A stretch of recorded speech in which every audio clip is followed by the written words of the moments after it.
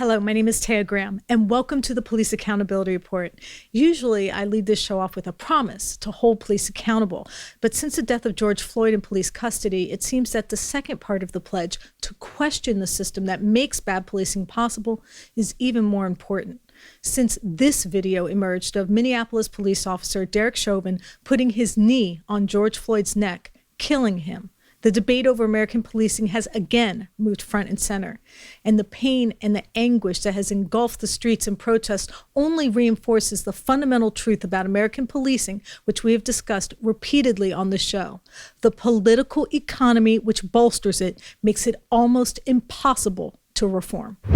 And it's that entrenched political power that we will dissect today in all its splendor. First, by revisiting the investigation into the death of Breonna Taylor, who was shot by police during a dangerous no-knock warrant to report on new developments in Louisville where her death occurred. And we're also going to speak to people who have been a mainstay of our program since we launched it over a year ago. Cop watchers, the people who warned us that American policing was headed towards a crisis, to find out what they're seeing on the streets and what needs to happen to bring about real change. But before I get started, I want you watching to know that if you have evidence of police misconduct, please email it to us privately at par@therealnews.com or to me directly at Tayas Baltimore on Facebook and Twitter. And please like and share and comment on our videos. Please help us get the word out. Now that that's out of the way, as you can imagine, as the host of the Police Accountability Report, the past week has been profound. First, we witnessed the horrifying death of George Floyd at the hands of police, and then protests erupted across the country and citizens took to the streets to demand justice. But before we delve into the details, I want to play you an interview we recently conducted with a former cop. His name is Stephen Tabling, and he's one of the first officers to head up a major internal affairs division. What he says speaks volumes about policing in this country. This is just my opinion based on investigations, why they waited 3 days to charge that man. I heard an attorney general or somebody say they wanted to make sure they had a good case. Well, when you arrest, that doesn't stop your investigation. I mean, you continue with it. And you feel like they should have done it immediately, it would have been better. I do. Yes, I do. Stephen, you talked with Lieutenant Tabling. Why is what he said so exceptional? Well, the reason I talked to Stephen Tabling is because he worked in the 60s and the 70s. And he's really a marker for how policing has evolved. And if he says the officers should have been charged immediately, that says something about American policing right now. He's saying that there should have been no doubt that if he were handling the case, that they would be charged right then and there. And I think that says a lot about American policing now, that it has taken this long to charge them. And now we've learned Minnesota Attorney General Keith Ellison announced charges against 3 other officers who participated in Floyd's death. First, today, I filed an amended complaint that charges former Minneapolis police officer Derek Chauvin with murder in the second degree for the death of George Floyd. Today, arrest warrants were issued for former Minneapolis police officers J.A. King, Thomas Lane, and Tu Tao. Still, the protests have continued, a collective act of accountability that continues to play out in ways that reveal truisms about American policing that have not always been obvious. First, while politicians and pundits expressed mixed reactions to the unrest, their quick and ready defense of the institution of policing continues. When confronted by the frustration and anger of the citizens who are fed up with aggressive policing and the racism it evidences, they have turned to police to beat back protesters, fire rubber bullets, and deploy tear gas. But, and this is why the uprising has been so illustrative, the call for fundamental change has been met with another form of silence. There has been no consensus on legislation to overhaul law enforcement, stop petty arrests, make police disciplinary records public, or in general, disempower policing. Only recently did Minnesota Attorney General Keith Ellison call for a civil rights investigation into the Minneapolis Police Department. And a Minneapolis councilman is floating the idea of disbanding the city's troubled force. But except for them, nothing substantive has emerged in response to the unrest. The point is that, as we've said before, our addiction to law enforcement in this country is what's led to what appears to be a collective failure of civic imagination. It seems that the leaders confronted by a true crisis simply can't imagine that perhaps real substantive change is necessary, that we need new ideas and new ways to administer justice and to enforce the law and to purge law enforcement of dangerous racial bias. In fact, The Hill just reported that Senate Majority Leader Mitch McConnell is not receptive to any federal police reform legislation, including a proposal that would ban police from using chokeholds and restraint methods similar to what killed Floyd. Case in point would be this week in Louisville, Kentucky. As you recall, Louisville is the city where Breonna Taylor, a medical technician and aspiring nurse, was gunned down while police were serving a no-knock warrant. Louisville police had been conducting multiple raids as part of an investigation in which Taylor was not a suspect. They burst into her home, according to a lawsuit filed by her family, without identifying themselves as cops. That's when her boyfriend, Kenneth Walker, fired a single shot, striking a Louisville police officer in the leg. But the police responded with a fusillade of bullets, striking Taylor over 8 times and killing her. The fallout over her death is one of the reasons Taylor's name is often mentioned with Floyd's as protesters demand justice. But it's what happened recently in Louisville that makes my point about the systemic issues of involving police. To report on that, I'm joined by my co-host, Stephen Janis. So, Stephen, police recently shot and killed someone else in Louisville. Tell us what happened. So what happened was during what was a peaceful protest, police shot and killed David McAtee, a very popular business owner in the city of Louisville. There was a video that surfaced online that you're seeing here now that shows it was a moment of peaceful protest, it seems like. And during that, a shot rang out and police shot multiple shots and killed this man just shortly after Breonna Taylor was killed during a no-knock raid. Shots fired, shots fired. Shots fired. Look, they all got their guns out. So what did the mayor do and how did he respond? Well, what's amazing about this case is that the police officers who shot David McAtee were not wearing body cameras, which is very similar to the case of Breonna Taylor, where the officers that raided her house were not wearing body cameras. So the mayor actually fired the police chief after the governor got in his case. It was an extraordinary sequence of events, but very telling about what's going on in Louisville. Stephen, one of the officers who was involved in the shooting had earlier posted a message on Facebook, which actually mocked one of the protesters. What happened? Yeah, there was a very moving moment when a protester gave the officer a flower, and she just read this statement saying, you know, that she was making fun of the protesters, mocking them. You can see it on the screen right now, making fun of them and making it seem like the gesture was like artificial or superficial. And it was very, very disrespectful to the protesters and what was considered to be a gesture of peace and cohesion, and actually turned into something where she actually mocked the protesters for making that gesture. And finally, while the police weren't wearing body cameras, the authorities did release a video which allegedly shows the victim firing a shot. What have you learned about that video? Well, what's extraordinary about this is while police don't have any transparency for their actions, they released a very, I would say, very difficult to interpret video that seems to show Mr. McAtee putting his arm outside the door. They interpreted that he fired a shot, but of course there is no evidence of that, and it's hard to tell by looking at the video. But I think it's not surprising that police would release a video damaging to the victim while not having video of their own actions to hold them accountable. It's worth mentioning that the victim of the police shooting was a beloved fixture in the community, a successful businessman who ran a popular barbecue joint and who, according to reports, fed the police for free. But what proves my point about how politically entrenched policing is that this shooting happened when Louisville police were already under scrutiny for Taylor's death. The mayor, already facing criticism for a dangerous no-knock warrant, did not call for change or reform. Instead, he sat on his hands, and the consequences were deadly. It's yet another example of the leeway and latitude bestowed upon cops, but also, again, an example of why the protest continues and the unrest we are witnessing does not subside. No one has yet let the people know that they're listening. To discuss these issues and if police reform is even possible, we're joined by Tawanda Jones. Jones has been battling the Baltimore City Police Department for almost 7 years after her brother was killed by police during a routine traffic stop. Tawanda, thank you so much for joining us. Thank you so much for having me. Tawanda, you have been peacefully protesting against police brutality for almost 7 years.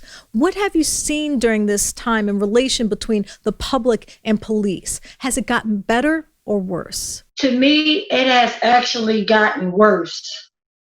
And because you still don't see transparency, you still don't see accountability. So to me, I would say it definitely got worse. Tawanda, I know this George Floyd case must be very personal to you, as your brother Tyrone West died at the hands of police, and you were initially given an autopsy that suggested it was an underlying heart condition and dehydration that caused your brother's death, not the 10 officers that witnesses described jumping on and attacking your brother. Are you surprised it took an independent autopsy to get the Floyd family accurate information? I'm actually not surprised at all, and I'm learning. It's unfortunately that in this fight, you see that when somebody is brutalized and murdered and killed by the police, that the medical examiner's office is complicit in all of these murders. Let's be crystal clear. You know, they should be charged and prosecuted to the fullest extent of the law, because in my brother's case, my family was baffled. That's why we got a second autopsy report. Literally, like, you know, that he was beat by 11 to 15 officers, pepper sprayed, tased, and you have a 315-pound man setting his knee and everything on my brother's neck. And we know he was murdered, and witnesses told us that we know this. And for them to say some underlying foolishness, we know it. But if you look at the word underlying, they're under our faces lying, flat out. Why do you think these local medical examiners seem to side so often with police? So to answer that question, it's just, I don't understand why. I don't know if they're getting funding from them. I don't know what's going on, but I do know that something is totally going on, because they always side with killer cops. Their autopsy reports are totally different when there's community violence. When somebody else is murdered and it's not by the hands of law enforcement officers, you get a total transparent autopsy. But ironically, when somebody is brutalized and murdered by law enforcement officers, you get foolishness. We also wanted to get a sense of what's going on in cities across the country. And to do that, we're joined by one of our favorite cop watchers and First Amendment activists, Otto the Watchdog. Otto, thank you so much for joining us today. Hey, it's a pleasure. Thank you for letting me be here. So first, I just wanted your reaction. When you watched the death of George Floyd, watching Officer Chauvin's knee on his neck, what went through your mind? You know, it's hard. It's hard because we watch a lot of these videos, and I started to feel like there's nothing that's going to shock me anymore. And then we keep seeing new things that are like just even more outrageous. So I was shocked, and just the fact that I was, and it just, I thought that it was going to stop, and it didn't. And then when, you know, he was pleading and bystanders were pleading, and we saw the same callousness that we see in other circumstances where people end up dying, where people are begging for their lives and the police just don't care. Do you think police departments like the Minneapolis Police Department can be reformed? Officer Chauvin was kneeling on Floyd's neck while he said, "I can't breathe," and fellow officers did nothing to stop his behavior. How can that type of policing be reformed, or is that even possible? Wow. Do I think policing can be reformed? There's a couple of questions there. Do I think policing can be reformed? Yes. I do think it can be reformed, and I think it can be reformed because we've seen other examples in other places where they don't have the same problems that we do here, and they don't understand why our police are so violent. Now, Otto, you've been part of peaceful cop watching and First Amendment protests for years, but in the most recent protests that have begun because of Floyd's death, have the police been more intense or more violent against the public? Have you or your fellow protesters experienced violence? Well, of course, it depends on the message, right? So it's not necessarily the protest that they have a problem with, right? People go out and protest all sorts of things all the time and are not met with violence. This one happens to be a protest against police specifically, and they don't like that. So you're asking the people who you're having a problem with to not do the things that you have a problem with, right? So we're saying, hey, we have a problem with you beating the shit out of people and using excessive force on a regular basis. Sometimes that leads to people dying. Oftentimes, 1,000 people are killed a year by police. Some of those are justifiable. A good portion of those are not. One is too many. So when you're talking about police violence, it's not just the deaths, it's the disfigurements, it's the false arrests, it's the consistent harassment, the feeling that every time you see a police officer, you feel afraid, instead of protected, and it's the resentment that builds over time. So it's not just an isolated thing, and you can't just say that this is this is because of this one incident. Everybody that you talk to at any protest will have 1,000 different reasons why they're there, and sometimes they overlap. So, Otto, I'm going to put on the screen an image of an injury you received while protesting in Denver, Colorado. Can you tell us what happened? Okay, so this was early on during the protest. The march had just gotten to the steps of this is Denver, Colorado. So the march had just arrived at the Capitol building. As soon as the protesters had reached the Capitol building, the police opened fire with pepper balls and CS gas, like immediately. That spawned people to pick stuff up and throw it back. And shortly after that, it kind of calmed down a little bit. And there was a couple of fires set in response, and there was some things going on. Anyway, I saw police driving around and shooting people for moving vehicles in the face. And I had a bullhorn so that I could communicate with people at a distance, right? And I had the great idea to tell the police across the street that bad cops were poop, and the good cops who protect them are also poop, for which they opened fire. And I was shot with I don't know what. I don't really know how many times, but it was often. It was frequent and sustained. So even as I walked away and tried to take cover behind a tree, another vehicle filled with gang members doing drive-bys, wearing badges, were shooting at people as they were standing on the side of the road for seemingly no reason. I mean, of course, there were some people throwing rocks and things of that sort, but they made no distinction between peaceful protesters and rioters, which there is a major distinction there, and journalists and medics and anybody that was available and within range they were shooting at. Now, as I've discussed before, journalism is most effective when we show, not tell you. That is, we illustrate by example rather than simply recount a fact. And so today, we're going to do just that. I want you to watch the images on the screen. It's a video of protests across the country provided to us by friend of the show, Noli D, and cop watcher Otto the Watchdog. Footage from auditors and cop watchers across the country documenting the reaction of police to citizens exercising their First Amendment rights. Looking at the footage, there is one thing that becomes apparent. Unlike our crumbling infrastructure here in Baltimore, schools that don't have heat, police seem to be well-equipped and well-financed. What we see is spanking new riot gear, military-style vehicles, N95 masks that, incidentally, our medical first responders often went without while fighting COVID-19. The point is, police are well-supplied and apparently not short of funds. Just take Minneapolis, the city at the center of this crisis. Last year, Mayor Jacob Frey and the city council actually approved an increase in police spending, adding another $10 million to the already $191 million budget, a figure that dwarfs spending on affordable housing, which netted just $30 million. It's an imbalance we've documented well on this show when we tallied that 10 of our largest police departments had set aside $75 billion in pension money for just 100,000 police officers. The funding priorities reveal a simple fact that has as much to do with the protest and anguish on the streets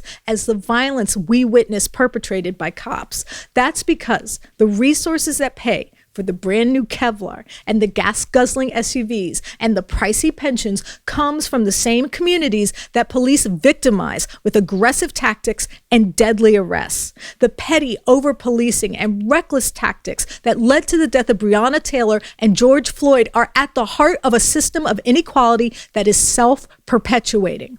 And let's not forget the police union, which represents Derek Chauvin, sent out a statement several days ago pushing a narrative about Floyd that we will not repeat here. But it was a familiar playbook from the politically powerful police unions that we have seen in other cases where police are accused of misconduct. The implications of this statement are simple and revealing. The rights of George Floyd, the rights of people like us, are arbitrary.